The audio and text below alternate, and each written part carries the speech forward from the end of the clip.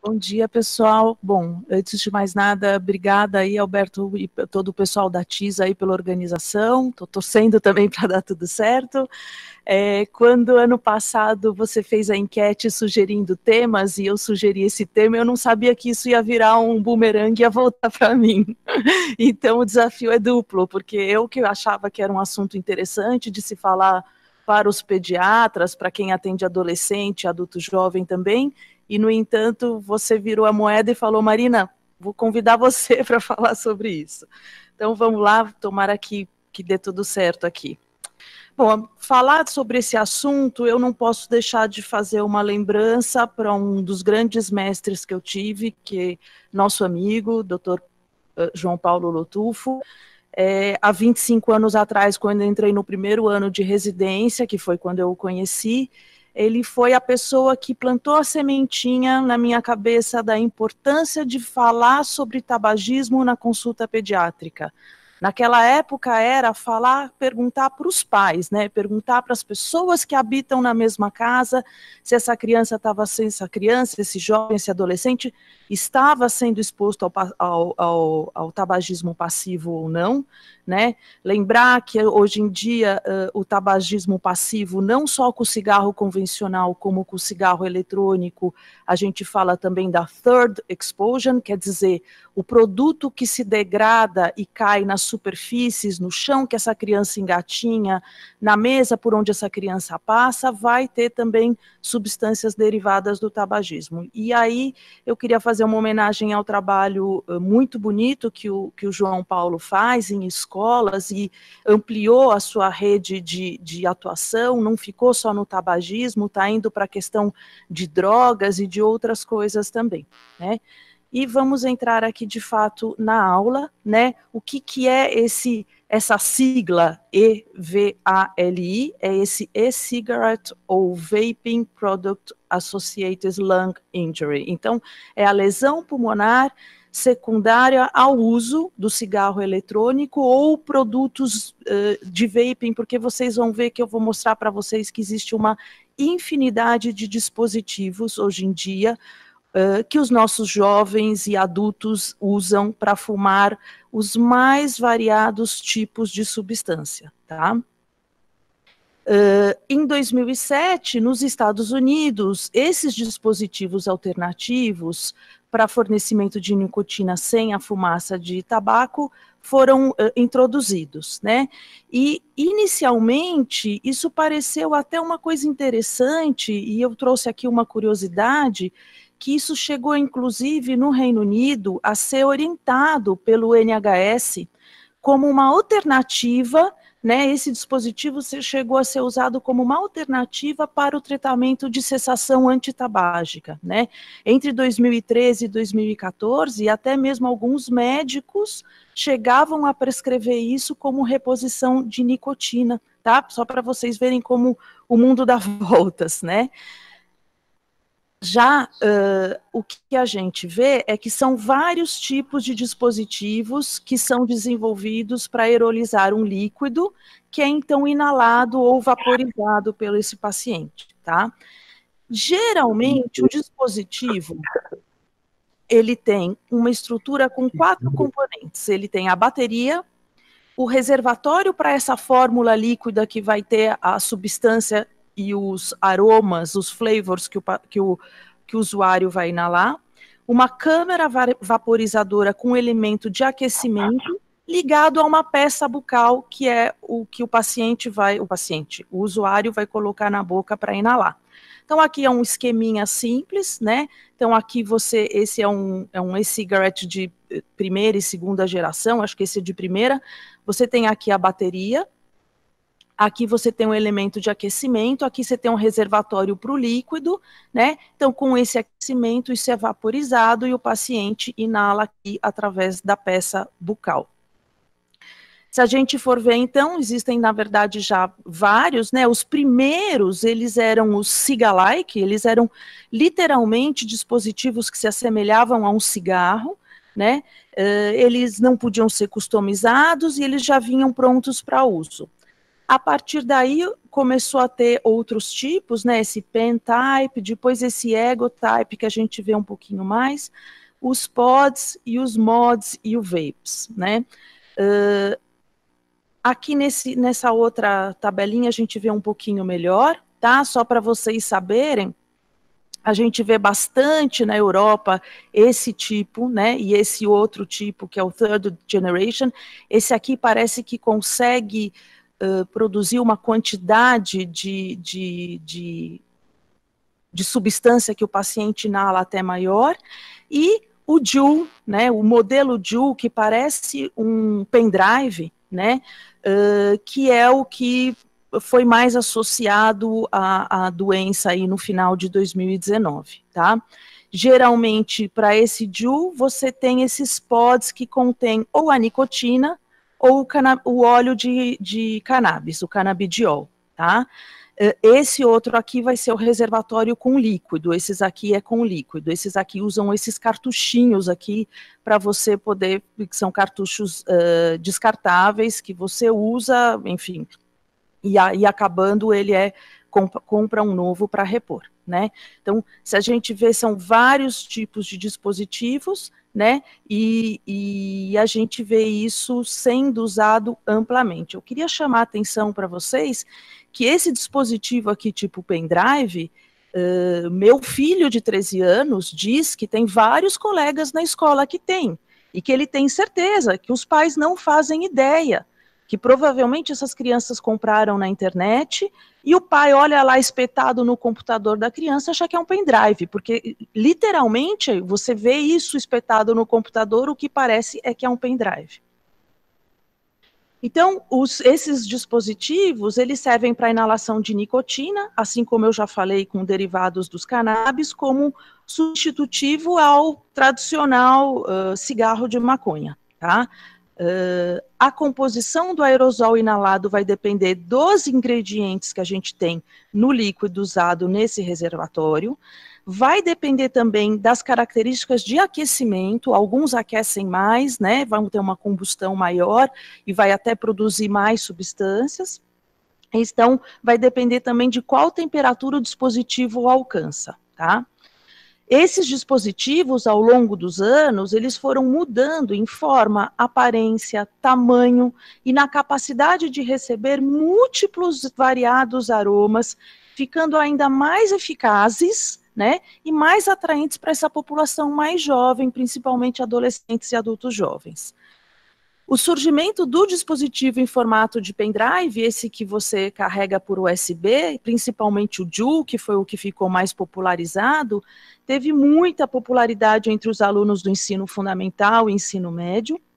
E se a gente vê um levantamento dos Estados Unidos, né, o percentual de alunos no ensino médio usuários de e-cigarette em 2017 eram 12%, em 2019, 28%, praticamente 1/3 dos alunos de ensino médio usando isso, gente. E tem também uma publicação recente aqui do Pediatrics que vê como está a evolução ao longo dos anos, né, de 2011 até 2018, né, então, por exemplo, aqui, qualquer produto derivado do tabaco, essa linha aqui cheia, essa linha pontilhada preta e cigarettes, principalmente high school, olha isso, olha a explosão de casos. Aqui, por exemplo, aí já fundamental, qualquer derivado de tabaco e os e-cigarettes por baixo aqui, esse azul pontilhado mais contínuo, né? Então, para a gente ter uma ideia do impacto que isso está tendo, e aqui a gente está falando aqui do finalzinho do período que a gente, pediatra, está cuidando, que são os adolescentes já em ensino médio. Então, desde março de 2019, entrando já na epidemiologia, foram 2.807 casos, isso eu peguei na página do CDC bem recente, está bem atualizado, tá? Com 68 mortes, tá? Presente nos 50 estados dos Estados Unidos, em diversas partes do mundo, mas houve uma maior taxa de hospitalização, pelo menos houve mais relato em Texas e Illinois, tá? A imensa maioria dos pacientes, adolescentes e adultos jovens, predominantemente do sexo masculino.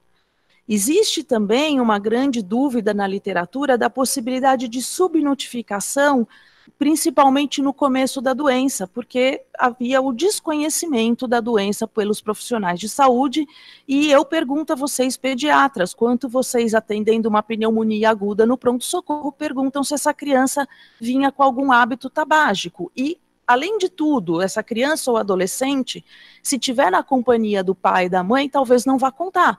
Então, às vezes, né, usar subterfúgios, aproveitar aqueles 5 minutinhos que a mãe atendeu uma ligação ou que saiu para ir ao banheiro e perguntar e garantir uma certa confidencialidade, pelo menos nesse momento, porque isso pode ser um dado importante para você, inclusive, mudar a sua preocupação, a sua gravidade e o tratamento que você vai fazer daí para frente.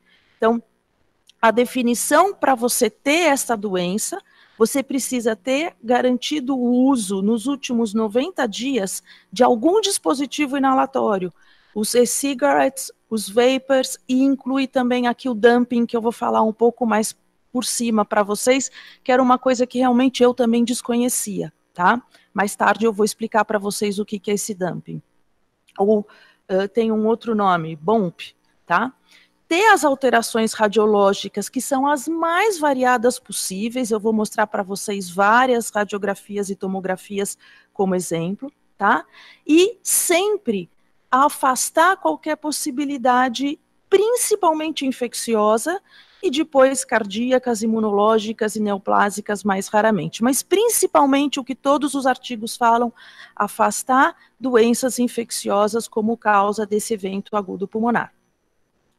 Na patogênese, infelizmente, ainda não existe exatamente uma definição certa de qual é o grande mecanismo, o principal mecanismo que leva a esse tipo de lesão, mas existem algumas pistas que eu vou falar mais à frente. Hoje em dia, são mais de 15.500 aromas. Gente, eu para preparar essa aula, eu entrei na internet, eu compro o que eu quiser, e não preciso entrar no Google escondido, no Deep Internet, nada disso. Eu entro no site, eu clico que eu tenho mais do que 21 anos, eu consigo informações das mais variadas possíveis, de como fumar o THC, como fazer esse THC ficar com concentração maior. Isso está livre acesso para todo mundo que quiser saber, tá? Tem até aquele Wikipédia que é o WikiHow. Tem o WikiHow com passo a passo de como fazer as coisas, tá? E você tem mais de 450 marcas existentes de dispositivos que geralmente esses meninos compram tudo pela internet, tá?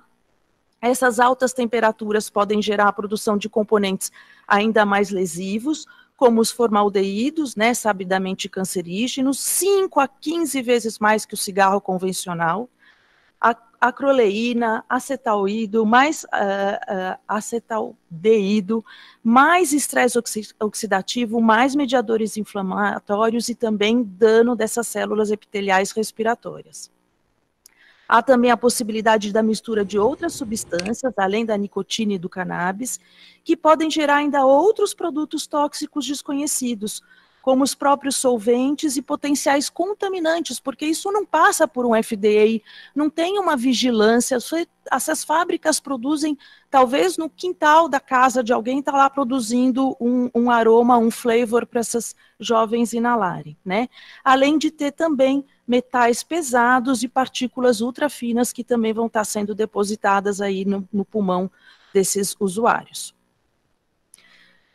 O que a gente sabe dos pacientes que evoluíram com a doença, com o EVALI, 80% usou os e-cigarettes com THC, tá? 58% tinha nicotina com THC ou canabinoides. E 13% dos pacientes falam que tinham fumado só nicotina. E aí também tem outra questão, lógico, que a gente também tem que chamar atenção, que é viés de informação. Então, às vezes, o menino tem 13, 14 anos, você pergunta 2, 3 vezes para ele, e ele não vai falar na frente do pai e da mãe o que é exatamente que ele estava fumando, talvez falar que era só nicotina alivia um pouco.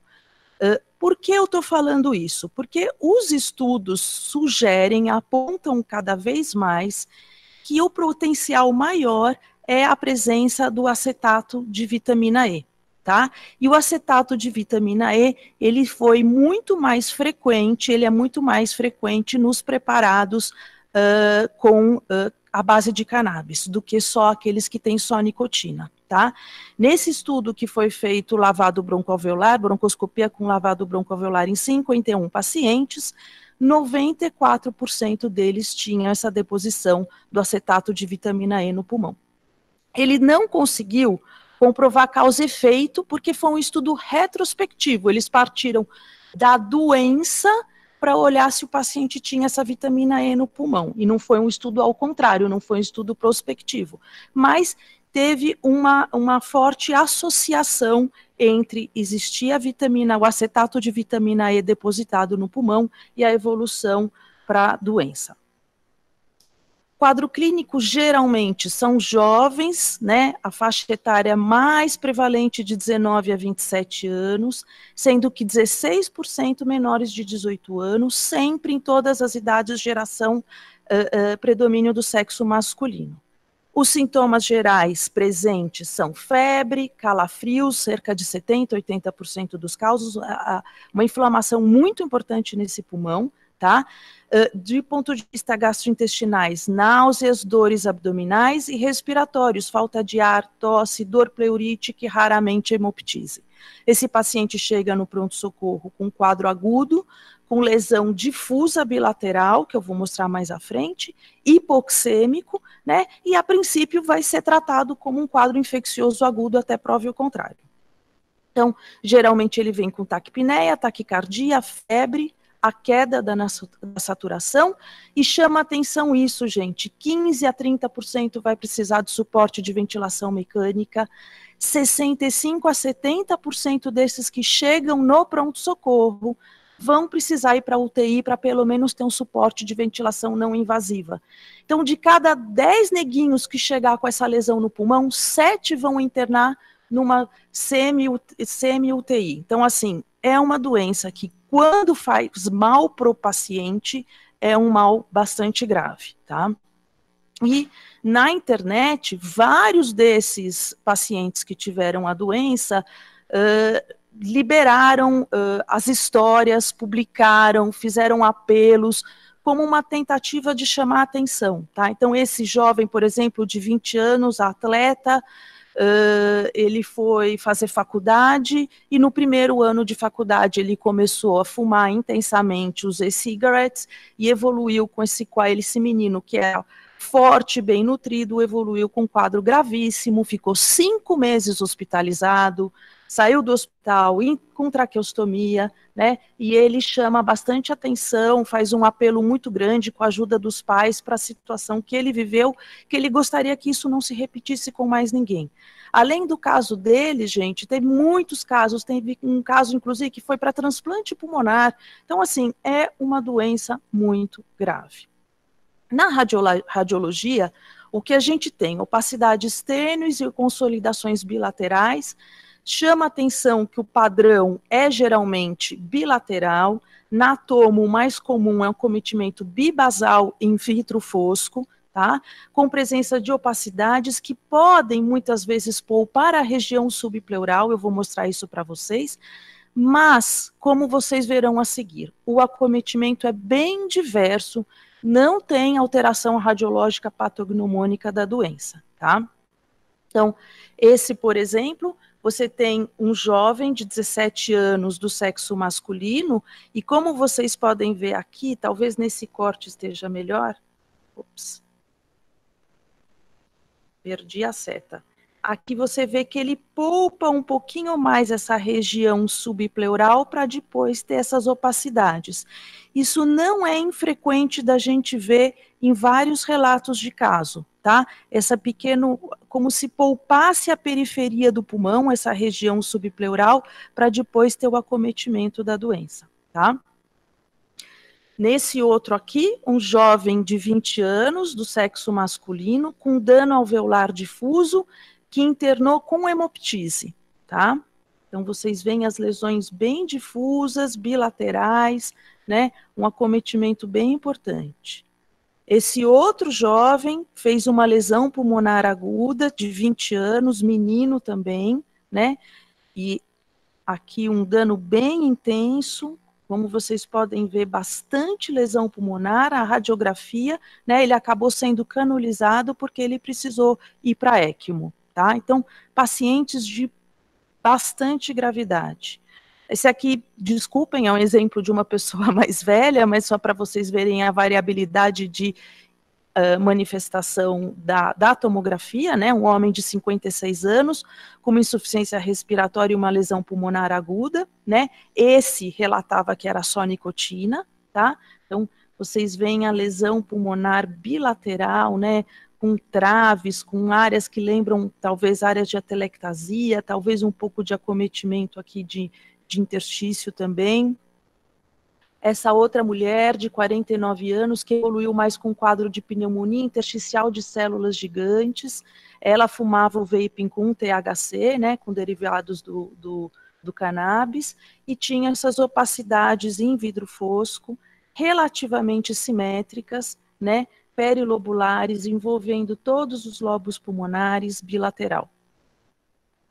Esse outro jovem, né, uma menina de 19 anos, com doença pré-existente, asmática, né, evoluiu com um padrão mais de pneumonia eosinofílica aguda por vaping, e ela fumava óleo de canabidiol. Então, olha, bastante lesão, né, então é um quadro que não é um quadro inexpressivo. Outro adulto, 28 anos, veio com uma falta de ar crescente após vaping com óleo de cannabis, né, tem essas opacidades peribronquiolares em vidro fosco, né, consolidação relativamente simétrica, com economia subpleural aqui em alguns lugares. Olha, vocês veem que dá uma poupada nessa região subpleural, aqui a gente tem a impressão de ter isso poupado. E com padrão sugestivo de pneumonia em organização.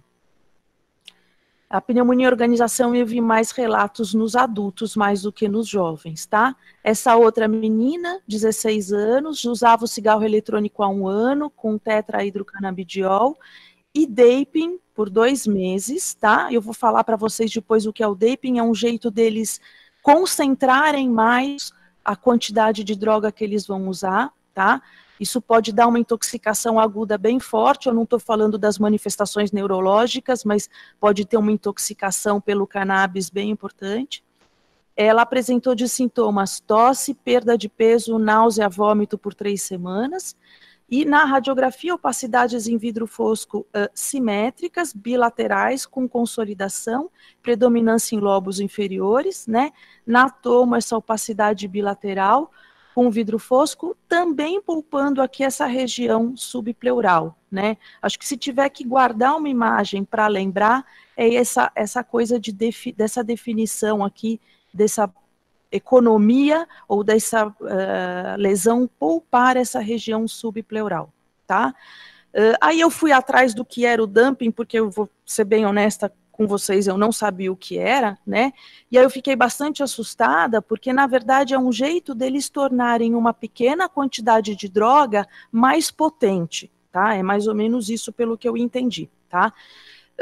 Eles têm os aparelhos prontos, né?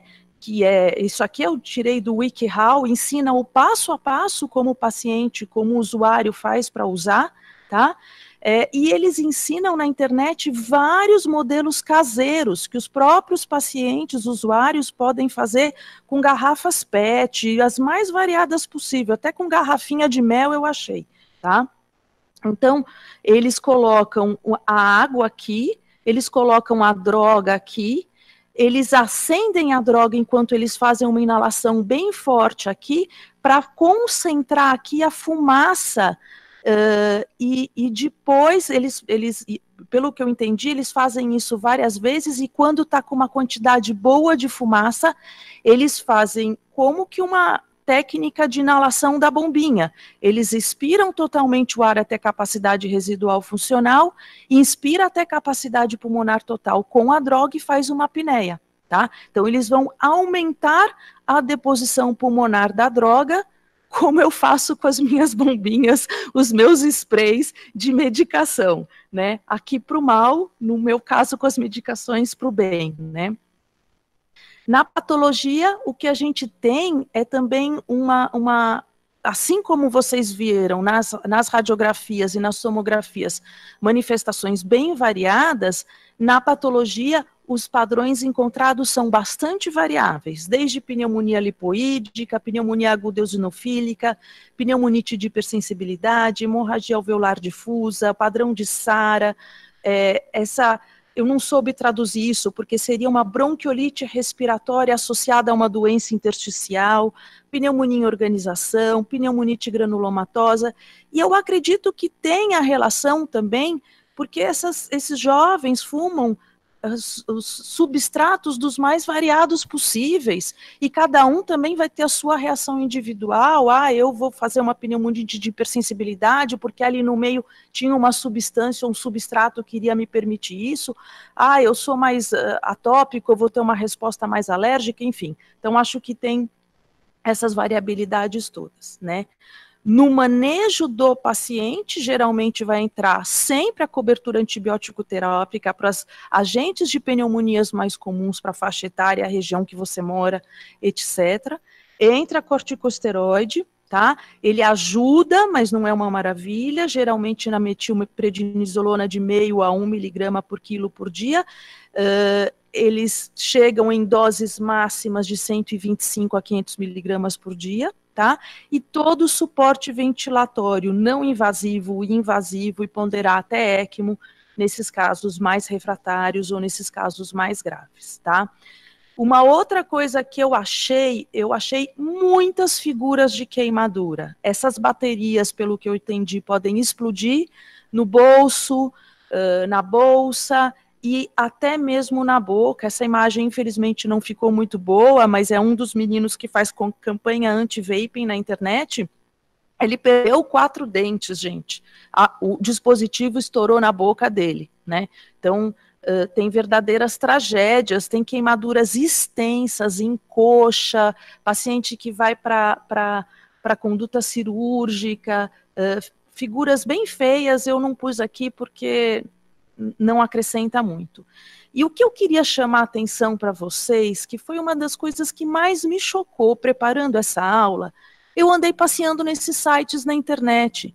Gente, o que tem de cientista com um poder de convencimento, falando que vaporizar é legal, faz bem, não faz mal como o cigarro convencional, e eles explicam, eles dão aulas, eles são muito bem eloquentes, falam bem, é literalmente convincente você assistir esses caras falando, você sai de uma palestra dessas falando, nossa, vaping não faz mal, é muito mais legal do que fumar cigarro. E o público deles são os nossos jovens, tá? Então, só para vocês terem uma ideia, o JUUL está proibido nos Estados Unidos, isso aqui é uma imagem que eu dei ontem, tá? Eu dei um Google ontem, se eu quiser comprar o JUUL na minha casa, eu compro por 400, 250 reais, os cartuchinhos por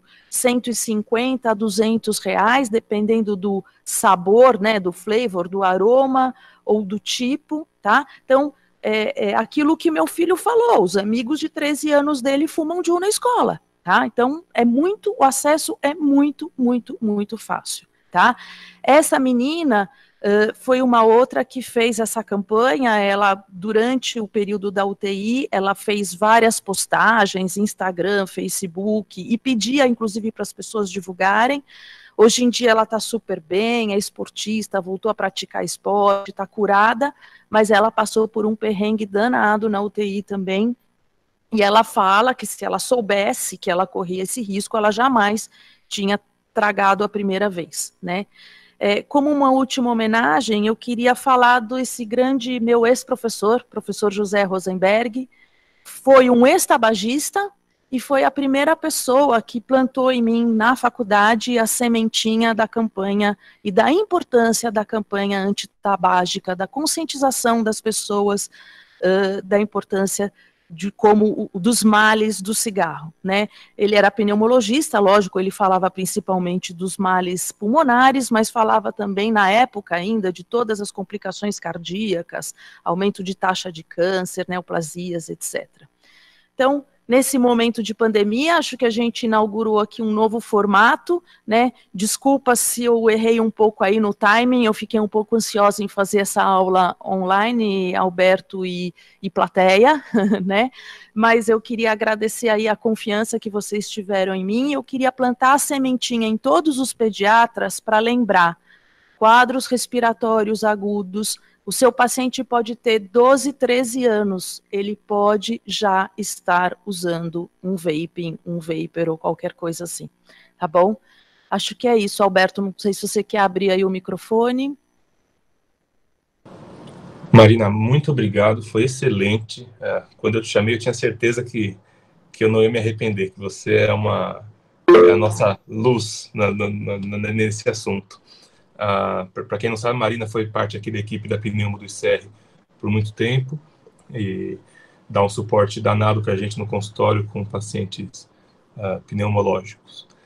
Queria lembrar um caso, até que a gente chegou a discutir, Marina, há um tempo atrás, não sei se você lembra, um meninão de 15 anos, e que eu recebi, o primeiro contato dele foi comigo no pronto-socorro. Era um meninão de 14 para 15 anos, com um quadro febril, sem grandes outros focos, pouca tosse, mas que na triagem do pronto-socorro foi visto como dispneico, né? Saturação 92%, então a gente recebeu ele lá, ainda bem, assim, sem desconfiar dessa etiologia, né? E o que eu queria comentar, então, o menino tinha uma ausculta normal, não sibilava, não era asmático, tinha uma saturação de 92%, 91%, quando ele ficava mais, quando ele dormiu, caiu um pouquinho mais. E na anamnese, na verdade, confesso para vocês, não na primeira anamnese que eu fiz com ele, mas depois, quando eu fui conversar de novo, porque ele não melhorava, eu perguntei se ele fumava, né? Então, a Marina comentou do nosso inquérito sobre hábito tabágico. Eu perguntei para ele se ele fumava, e ele falou que não, né? E aí depois, quando uma colega pneumologista chegou no plantão, que é a Luciana, que é brilhante também, a Luciana pensou na possibilidade, mas você perguntou de cigarro eletrônico especificamente? Eu falei, não, perguntei se fuma, né? Você pergunta se fuma, o cara vai falar se fuma alguma coisa. E aí a gente foi lá, perguntou, e aí, não, sim, o cigarro eletrônico ele tinha começado fazia 1 mês e meio, 2. Então, interessante como eles não, justamente por essas campanhas, talvez que você pontuou, Marina, eles não consideram isso como fumar, né? É uma coisa paralela, né? Uma coisa que os isenta da culpa do hábito tabágico. Então, queria só pontuar isso aí. Acho que a gente pode abrir... Quer comentar esse caso, Marina? Você lembra dele? Eu lembro, eu acho que era isso mesmo, foi um caso que a gente, lógico, tinha que afastar a possibilidade antes de questões infecciosas, né, que foi o que foi feito, inclusive ele foi orientado ao uso de antibiótico terapia e reavaliação, conforme ele melhorou a saturação, mas eu acho que a gente não teve o segmento porque os pais meio que se esquivaram, né, pelo que eu senti, porque eu falei para a Lulu, você é pneumopediatra, amarra esse caso, pede para reavaliar você no consultório, ou conversa com o pediatra da criança e pergunta se você pode acompanhar, até porque, na época, a Sociedade Brasileira de Pneumotísio estava pedindo para a gente notificar todas as suspeitas, né? E eu falei, esse caso a gente precisa notificar, mas aparentemente os pais não concordaram muito com a hipótese e preferiram dar seguimento aí com o pediatra, né? O médico deles, né? Isso mesmo, me lembro bem. A Flávia fez uma pergunta aqui de quantos casos eu vi. Flavinha, eu nunca vi nenhum, além desse que o Alberto acabou de comentar, que eu nem vi presencialmente, né? Na época, a Lu me mandou o vídeo da tomografia, porque ela ficou muito intrigada. Ela falou, doutor, eu tô com esse jovem aqui no pronto-socorro, e me contou mais ou menos a história. Meu, quando eu vi a imagem, eu falei, ô Lu, eu acho que é doença relacionada ao uso de cigarro eletrônico, mas tem que colher um hemograma, um PCR, afastar causas infecciosas, perguntar epidemiologia para as doenças infecciosas, né? Enfim, mas assim, a tomografia dele não era de um quadro de pneumonia aguda num jovem, e assim, exatamente. Foi muito abrupto, muito rápido, para ele fazer aquela quantidade de lesão tão rápido assim, eu pensaria que seria um imunodeficiente, né? E era um menino previamente rígido, saudável, então eu acho... É isso mesmo.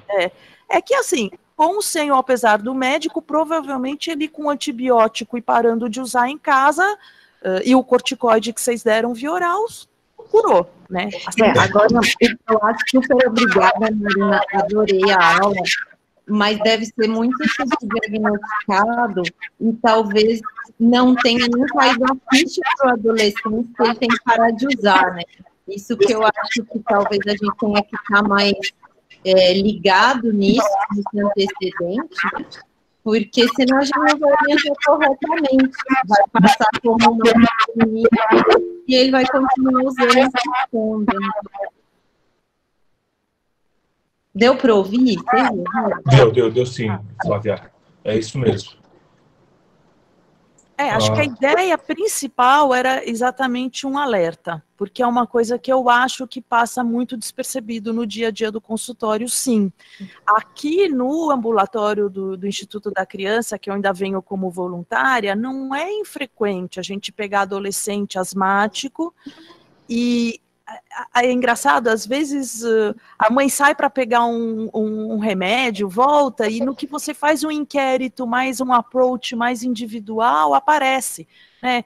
É meio que nem perguntar para a menina se ela já está tendo relação e se está se protegendo para não pegar doença, para não engravidar. Isso é muito comum nas meninas adolescentes com fibrose cística, a gente ter essa preocupação, e muitas vezes ela espera a hora que a mãe sai para entrar na fila da farmácia, ela fala, ai, doutor, eu quero falar uma coisa, né? Então, é meio... Porque, ao mesmo tempo, a gente precisa ter uma conversa com esse jovem, e muitas vezes eu falo isso, numa primeira abordagem, quando ele abre para mim, eu falo, a gente tem um critério de confidencialidade, e se eu não achar que você está pondo a sua vida em risco, eu, a princípio, não vou contar para o seu pai e para sua mãe.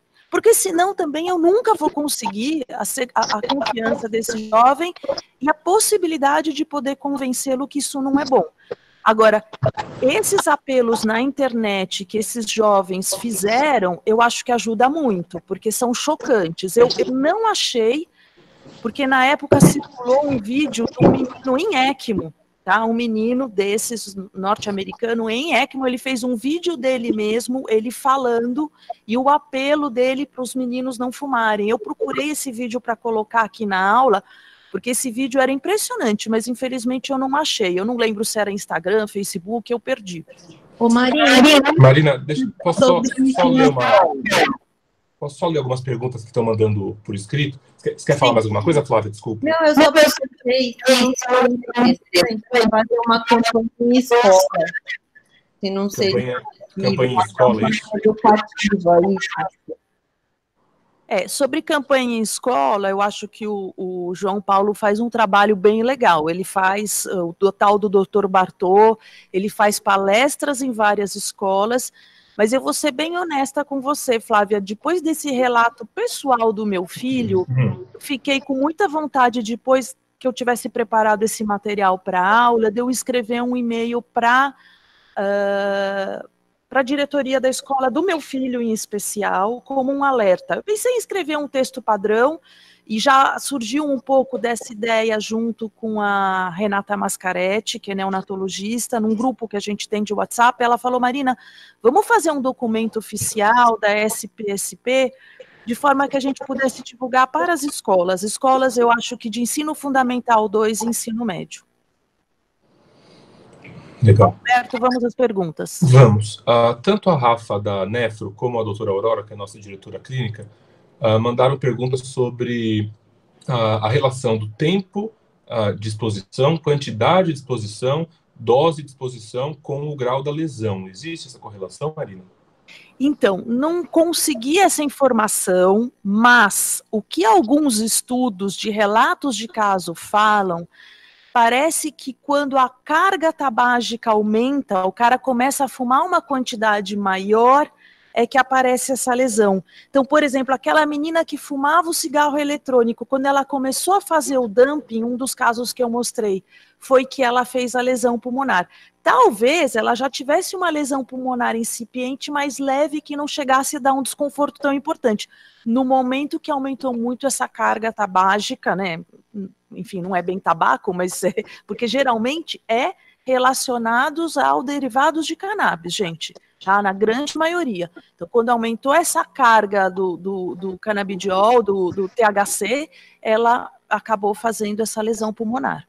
O que me chamou atenção no caso que a Lu e eu vimos é que o menino nunca tinha tido nenhuma experimentação de droga e ele tinha começado a usar o cigarro eletrônico há pouco menos de 2 meses e estava com uma lesão importante na tomografia. Isso não bate muito com o que a gente é acostumado a um pulmonar por conta do tabagismo, né? Eu acho que é esse que é o problema desses novos dispositivos, essa capacidade que eles têm de gerarem um volume e uma quantidade de droga muito maior. Tanto é que eu não falei muito de nicotina, mas os adultos que fumam nicotina no cigarro eletrônico, né, a carga de nicotina é muito maior do que um cigarro comum. Então, o cara está, às vezes, fumando 2, 3 por dia, é equivalente a fumar, talvez, mais do que um maço por dia. Por dia. Interessante, né? A Lúcia da Reumato e a Renata estão perguntando se as lesões pulmonares são reversíveis, Marina. Os casos eu não mostrei aqui, mas tem o pós, realmente, após a retirada do agente agressor, né? E o tratamento com antibiótico, corticoide, etc., eles têm alguns casos que eles conseguiram mostrar tomografias praticamente normais. Então, tem muito a ver com a exposição. Agora, esses casos muito graves, que nem esse menino que ficou 5 meses na UTI, realmente eu não sei te dizer, eu imagino que alguma sequela aí deva ficar. Interessante. Ele está no estado de caquexia, como vocês podem ver, bem importante. A Flávia, da genética, ela está querendo alguma consideração sobre esse tipo de lesão na época do coronavírus, Marina. O que dizer dessas lesões e exposições em tempo do corona? Você, Flávia, você está fazendo a pergunta que eu fiz assim que começou o coronavírus, lesão em vidro fosco, lesão em vidro fosco, lesão em vidro fosco. Eu mandei a mensagem para Eunara e falei: Nara, eu estou desesperada, como eu vou distinguir Evali de coronavírus? Ela falou: não vai, Marina. Assim, não do ponto de vista do que pode dar no pulmão, então você vai ter que ter o histórico, né? Então, eu tô fumando, tô usando isso, e tô numa pandemia de coronavírus, você vai ter a possibilidade de talvez de ter as duas coisas acontecendo. Aí você vai ter que fazer os exames e diferenciar quem é o maior vilão aí do pedaço. Mas veio para dificultar, Flavinha. Mas esses jovens teriam mais chance de corona grave? É o que a Flávia está perguntando agora. Então, eu não sei o que responder, tá? Acho que a gente vai ter com as casuísticas dos Estados Unidos se os usuários de cigarros eletrônicos estão nas casuísticas dos doentes com pior evolução do coronavírus ou não. Por que eu estou falando isso? Porque no começo do coronavírus havia uma sugestão de que os tabagistas teriam uma evolução de pior prognóstico, tá? E agora sai com o viés que o europeu lhe permite ter. Não li esse trabalho, eu li o resumo, mas saiu um trabalho francês, vocês sabem que francês fuma pra caramba, eles usam bastante aquele terceiro modelo de cigarro eletrônico, aquele que é uma caixona quadradona, que tem um reservatório grande, que fala que os usuários estão protegidos aí do coronavírus. Aí eu olho com bastante ressalva. Honestamente, eu não li o trabalho, eu não posso assumir como uma verdade absoluta.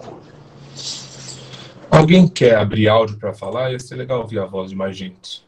Tem tanta gente com a gente. A gente chegou a 65 pessoas assistindo. Fomos bem. Alguém quer abrir? Oi, Alberto. Ô, Cláudia, pode falar. Eu abri, não sei se dá para ouvir. Pode falar, estou te ouvindo. Eu não sei se eu perdi alguma coisa, adorei a aula, Marina, bom te ver. O Evalia, a sigla, o que ela significa? E-cigarette ou vapor lung injury. Então, ou você fuma o cigarro eletrônico ou algum dispositivo tipo vapor, é a lesão pulmonar relacionada ao uso do e-cigarette e do vapor. É que começa com E de e-cigarette, VA de vapor, lung injury. Ok, obrigada. Mais alguém quer abrir áudio, gente, para conversar com a gente?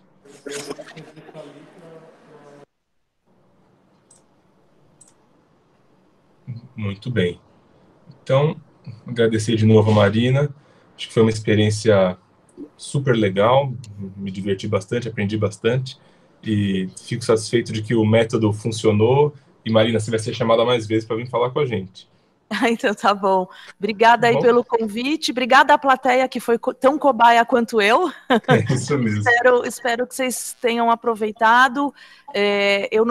Acho que a aula está sendo gravada a princípio para ficar disponível. Eu vi que algumas pessoas perguntaram, mas se der algum pau no sistema, qualquer coisa assim, eu posso disponibilizar a aula por e-mail, enfim, como vocês quiserem, tá bom? Muito obrigado. Marina, obrigada, Alberto, pela organização e a todos pela participação. Ficou excelente, a gente sente falta de encontros, mas a gente pode manter esse modelo, acho que é importante para quem está longe, em outros institutos, na nossa própria casa.